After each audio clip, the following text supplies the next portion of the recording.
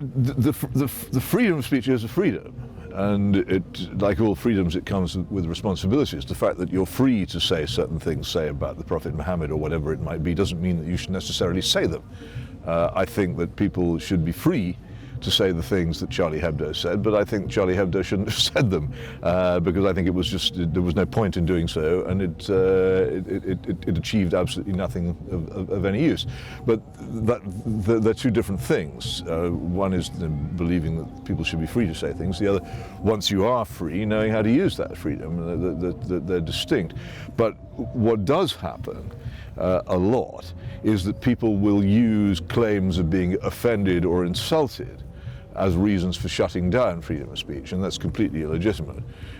Freedom of speech is limited only, in my view, by the jurisprudence around the First Amendment of the US Constitution. And therefore, the obvious cliche about not being able to shout fire in a crowded theatre, about not being able to incite violence, these are the limits on freedom of speech which a free society can accept and tolerate. But beyond that, people should be free to say what they like, and after that it's governed by morality. Well, our biggest challenge as a society is that millions of people have been taught what to think, and hardly anybody has been taught how to think. And so far too many things are taken on trust, and people get away with far too much in foreign and domestic policy, and generally in public discourse. You can say fantastically stupid things and get away with it. Do you think that's down to political correctness? No, it's not down. Political correctness is a two-edged thing. Political correctness is popular and successful because a lot of it's simply about being kind to people and having good manners, and no one's against that. And also it's a very complicated field in which the whole argument about diversity and equality gets quite difficult if you go into it. So no, what I fundamentally blame it on is the destruction of our state education system in the 1960s. You used to be able to tell before the House of Lords was flooded with cronies. If you went to the Houses of Parliament and attended a debate in the House of Commons, where most of the people were educated since the 1960s, and then went along the corridor to the House of Lords, where most of the people had been educated before the 1960s, you could see the difference instantly in the way they formed their sentences, in the levels of knowledge they displayed. And it was a very good contrast. That's gone now, but it actually does illustrate it. There was a revolution in education at that time, and those who lived before it are totally distinct from those who came after it. And it wasn't just that the grammar schools were destroyed. The grammar schools kept all the other schools, including the private schools, honest, and once they were gone, the standards of everybody slipped. So do you think there's a credible solution being put forward? Or? No, I don't. I long ago gave up putting forward solutions to anything. I thought, well, I've written all these books saying this is what has gone wrong, and by implication what you could do to put it right. And no one paid any attention at all. So I've now reached the conclusion that we're all going to sink giggling into the sea at some point in the fairly near future, and there's nothing whatever you can do about it. Except if you're really worried, leave before it's too late. Do you think that's... I'm too old to leave. Do you think that there's any chance of sort of resolving things? Or No, not at all. No, for me, I was only making myself unhappy trying to do something about it. And as soon as I stopped trying to do anything about it, it was a great weight off my shoulders. It's not my responsibility anymore. We're going to discuss the central question: is offence an inevitable part of free society, or should we stamp it out? Joanna. So I think the right to be offensive is absolutely vital in a society that purports to uphold a belief in free speech. For one thing, we don't need the right to free speech for what's inoffensive. We can be as bland and as boring as we like, and nobody's ever going to challenge us. We only need the right to free speech, and it becomes meaningful and important when we're going to say things that might upset other people. My second argument is that free speech, and most importantly the right to be offensive, is necessary for society to advance. If you think about all the major leaps forward we've made as a society, whether we're talking about abolishing slavery, universal suffrage, gay marriage, anything you can think of, evolution, all of these ideas have grossly offended some sections of society, and if we didn't have the right to offend, we wouldn't have been able to argue for those causes, which I think we would all agree now are hugely progressive and really important. We needed to be able to offend to make the case for those things. The final point I'd make, and this is where I'm so sorry, Yasmin, but I just don't know why you would be here today if you think words can't change people's views. It's called debate. Oh yes, exactly. Debate's so important to try and change people's minds, to change people's views. Not ideologues. Because words are important. Words are very important indeed, because however much we might wish it were otherwise, we can't just magic bad ideas away. And there are an awful lot of bad ideas out there in the world, and we need debate, we need the right to be offensive, we need free speech to be able to challenge those bad ideas. Well, I want to go back to what Joanna said. I think that shows a really quite worrying inability to understand. Could you just address the point I want to before? Because it's really important. When I'm sure it is, but just... somebody calls me a Paki, it isn't... it makes no difference if somebody else defends me. Because the wound, that sense of feeling utterly alone and diminished, remains with you for a long time. This is what people don't understand. I wanted to reply to that in particular, but you're asking me a specific question. I think ideas we think we're very free-minded and open about, are controlled. And David's given a very good example. The BBC could not have a program on Holocaust denial. But we have Prevent. We have a whole government policy, right?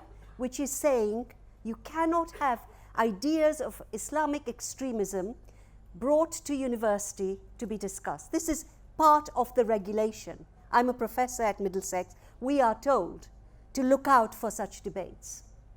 I don't agree with that, but I can see why they're doing it. But can I just pick up 2 points with you have made. One is, you said, Joanna, I'm sure didn't mean to, but offended you or didn't understand the nature of the offence you feel when you're called a Paki. I think offence is the wrong word. Hurt. But does that mean, because you are hurt by that, you would stop people saying it? Yes. I don't want people to say nigger. How many people here feel the need to say nigger? Please put your hand up. You would. 1 out of how many? Yeah? No, I don't want to be called Paki. I don't want words lead to places. Rwanda, Bosnia. How many more examples do you need? Well, I think to lead on from what you're saying, we live in the shadow of the war on terror. It's gone on longer than World War I and World War II put together. And part of what we have witnessed from the kind of backlash in some way, the blowback from the war on terror, has been for select citizens a death of habeas corpus. So what I mean by that is that you have a situation where people within this country can be detained without ever being able to have access to the evidence against them or being judged by a jury of their peers. We live in a time when a child from a Muslim family, shall we say, or a family that are racialized as Muslims, can be sitting in class learning about the Magna Carta and all of the rights that affords them. Simultaneously, they could have a family member imprisoned, and again, like I said, without ever seeing the evidence held against them, without ever being judged by a jury of their peers and possibly being extradited to the United States. That child themselves could also simultaneously be reported to Prevent for wearing a badge which says Free Palestine. That's the context within which we live. And myself as an Iraqi who was here throughout the 2003 war, my feeling of what can and can't be said, what can and can't be questioned, what violence is sacred and what violence is benign, has been something that I have actually felt constraints from. So if I decide to visibilize in my music the violence of an arms company like BAE Systems, there are repercussions in my private life. And what I mean by that is detained in airports. What I mean by that is, in some cases, the BBC not wanting to play certain songs or have me on at certain times. Say, for instance, I was due to be on Tim Westwood's show on September the 11th, 2011, and I was rung up at the last minute and said, we don't want you on there. And the reason they didn't want me on there is because it was September the 11th. And this is something that is, when you are able to invisibilize the contours and mechanisms of power, what then happens to those who see it and who want to speak about it. And so in kind of answering to your point, there is art that is being created during these times of actually immense horror.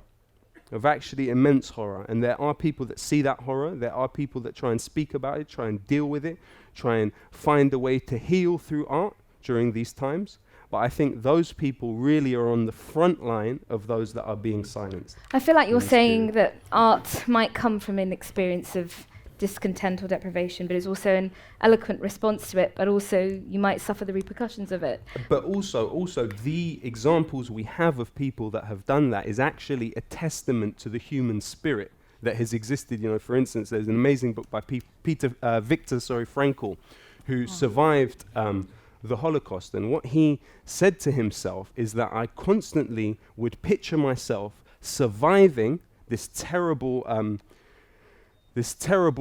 situation and lecturing about it afterwards. And he drew strength from the saying that a person who has a why can bear any how.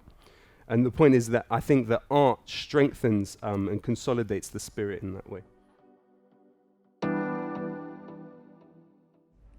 In our democracy, in the real world, we have rules. Freedom of speech doesn't mean absolute freedom to say anything you want at any point in time, everywhere. It comes with a responsibility. The freedom of one goes to where it infringes on the freedom of another, the freedom from being demonized, the freedom from being abused. And that's why freedom of speech works in the real world democracy, because we have those protections built in. But who decides the protections? But we have decided, because we have voted politicians in place through generations that build up the democracy we live in today. And it's just those same rules we shall make to apply on the internet, because what you're saying ends up in what we're seeing now, which is anarchy. And anarchy is not freedom for everybody. Anarchy is always rule of the bully. And the bully is the mob culture that we see. And if you have, as I have and Yasmin have, been subject to online bullying, hacking, undermining, identity theft, you have no doubt that you'd rather have a government regulate than the mobs. And to come back this, do we need the oversight of others to behave well?